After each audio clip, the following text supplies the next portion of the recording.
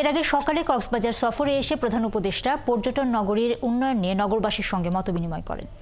তিনি খুরুশকুল আশ্রয়ণ প্রকল্প পরিদর্শন করেন এবং সেখানকার বাসিন্দাদের সঙ্গে কথা বলেন। এছাড়াও তিনি কক্সবাজার আন্তর্জাতিক বিমানবন্দরের নির্মাণ কাজ এবং বর্ধিতাংশ ঘুরে দেখেন।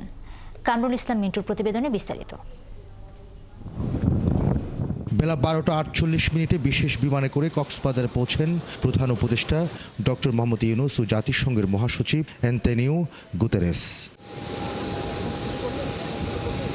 দুই বরেণ্য নেতাকে এ সময় বরণ করে নেন কক্সবাজারের জেলা প্রশাসক।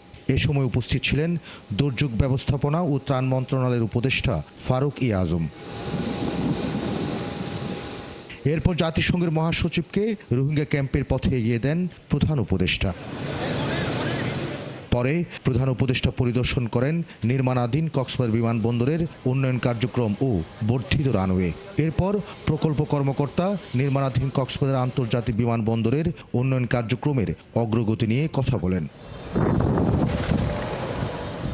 পরে প্রধান উপদেষ্টা বিমানবন্দর থেকে বের হয়ে সার্কিট হাউসে গার্ড অব অনার গ্রহণ করেন।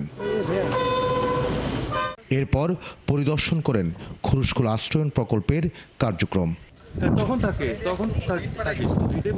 বিকেলে কক্সবাজার বিয়াম স্কুল মিলনায়তনে অনুষ্ঠিত মতবিনিময় সভায় নানা পেশার মানুষের বক্তব্য শুনেন এবং কক্সবাজারের সামগ্রিক উন্নয়ন কল্পে তার বক্তব্য উপস্থাপন করেন।